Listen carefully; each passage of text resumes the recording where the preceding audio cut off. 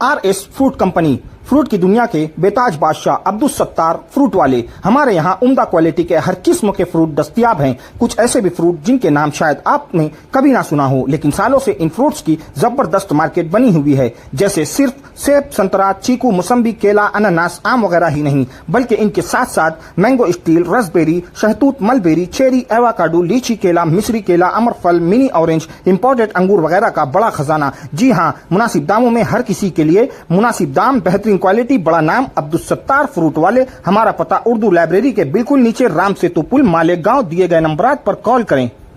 1992 बाबरी मस्जिद की शहादत का दिन 3:43 पे हमने निहाल साहब की कब्र पर अजान देकर यहाँ अलामती तौर पर धरने पर बैठे हैं। ये 31 साल बाबरी मस्जिद को शहादत को हो गया है और ये एहतजाज और सालों के बनिस्बत ज़रूरी इसलिए था कि आने वाली 22 जनवरी को एक राम मंदिर उसी जगह पर बन रहा है जिसका इफ्तिताह होने वाला है।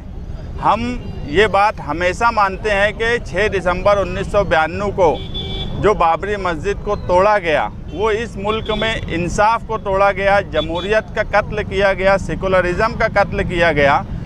कुछ लोग धीरे धीरे ये बोलने लगे कि अब क्या फ़ायदा, मगर हम ये मानते हैं कि हम हमारी नस्लों को, आज मैं जानबूझकर मेरे बच्चों को भी लेकर आया कि हम हमारी नस्लों को ये बताना चाहते हैं, हम जब तक ज़िंदा हैं इस मुल्क में 6 दिसंबर को हम यही बताएंगे, भले ही वहाँ बहुत शानदार राम मंदिर बन जाए, मगर वहाँ पर 500 साल से ज़्यादा तक बाबरी मस्जिद रही, वहाँ अजान हुई, जमात हुई। ये हम हमारी नस्लों को बताएंगे, हम कभी भूलने नहीं देंगे, क्योंकि माजी से ही इंसाफ मिलता है। अगर हम हमारा माजी भूल गए तो आने वाली नस्लें इंसाफ किस तरह मानेंगी। तो जो इस तरह की बात धीरे धीरे करने लगे कि अब क्या फ़ायदा, वो बिल्कुल गलत बात कर रहे हैं। इस मुल्क के सेकुलरिज़म और इंसाफ के लिए ये ज़रूरी है। अगर सुप्रीम कोर्ट का फ़ैसला हुआ तो ज़रूरी नहीं है कि वो इंसाफ हो। हम सुप्रीम कोर्ट को मानते हैं, उसके फ़ैसले का एहतराम करते हैं, मगर वो फ़ैसला इस मुल्क के इंसाफ पसंद आवाम के लिए नहीं था।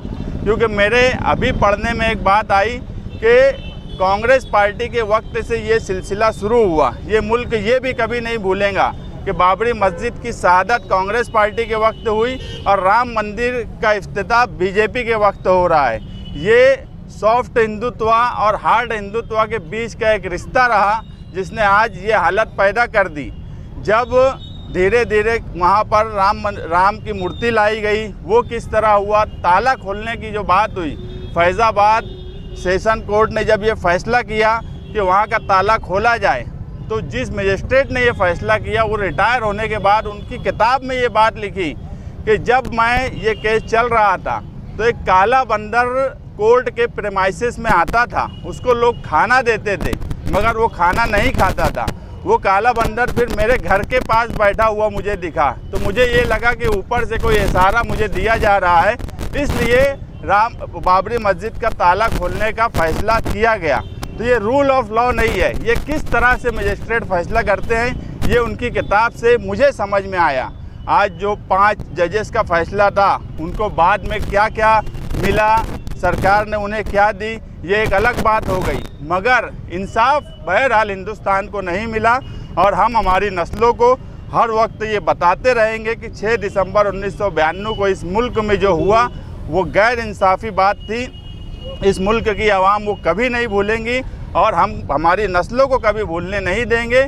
इस मुल्क में जब तक हम जिंदा हैं, हमारी तरह जो लोग जिंदा हैं, ये निहाल साहब अपने आखिरी वक्त में जो काली रिबन वो बांधा करते थे अपनी कब्र पर लगाकर वो कब्र में गए।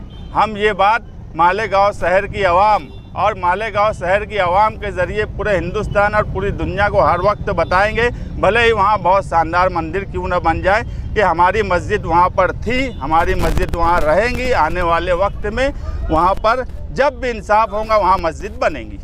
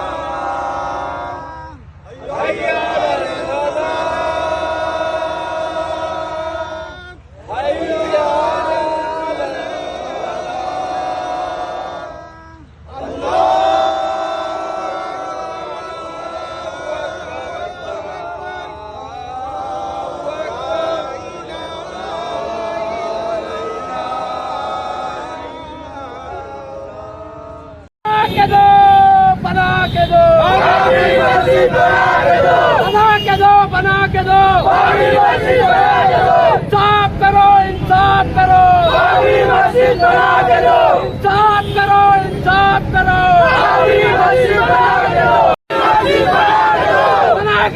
बना के दो इंसाफ करो इंसाफ करो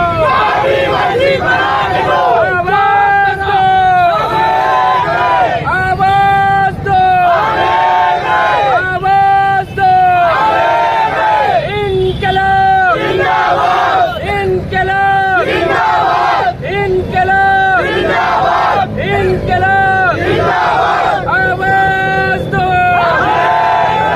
आवाज दो बना के दो बना के दो हुकूमत चलते रहो इंसाफ करो इंसाफ करो इंसाफ करो इंसाफ करो बना के दो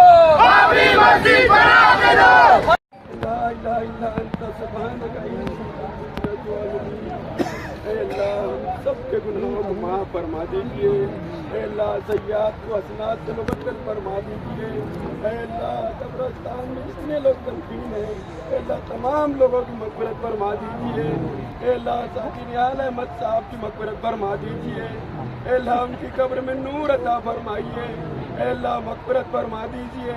अल्लाह जान माल इज्जत आबरू के हिफाजत फरमा दीजिए। अल्लाह हमारे मुल्क में अमन व अमान अता फरमाइए। अल्लाह हमारे मुल्क में अमन व अमान अता फरमाइए। अल्लाह जिस जगह मस्जिद बनी हुई थी अल्लाह हमें मस्जिद बनाने की तौफीक अता फरमाइए। अल्लाह मुल्क में अमन व अमान के साथ साथ अल्लाह इंसाफ करने वाली अदालत अता फरमाइए। अल्लाह इंसाफ करने वाला जज अता फरमाइए। अल्लाह जिस सरजमीन पर अल्लाह तेरी इबादत की जाती है अल्लाह उस सरजमीन पे हमें इबादत करने की तौफीक अता फरमाइए। अल्लाह मस्जिद की मदरसे की अल्लाह तमाम उम्मत मुस्लिमा की जान माल की हिफाजत फरमाइए। अल्लाह